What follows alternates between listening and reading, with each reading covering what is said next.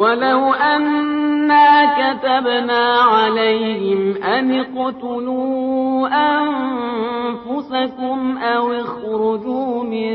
دياركم ما فعلوه إلا قليل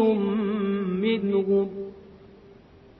ولو أنهم فعلوا ما يوعظون به لكان خيرا لهم وأشد تثبيتا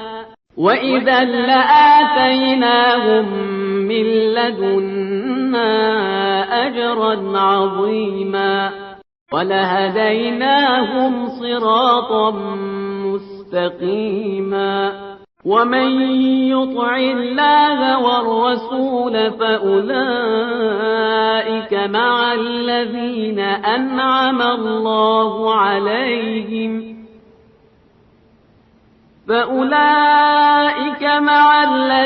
أنعم الله عليهم من النبيين والصديقين والشهداء والصالحين وحسن أولئك رفيقا ذلك الفضل من الله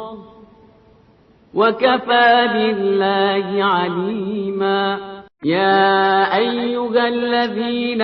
آمنوا خذوا حذركم فانفروا ثبات أو انفروا جميعا إن منكم لمن ليبطئن فإن أصابتكم مصيبة قال قد أنعم الله علي إذ لم أكن معهم شهيدا ولئن أصابكم فضل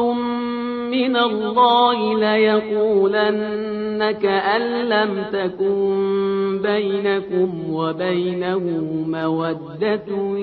يا ليتني كنت معهم فأفوز فوزا عظيما فليقاتل في سبيل الله الذين يشرون الحياة الدنيا بالآخرة ومن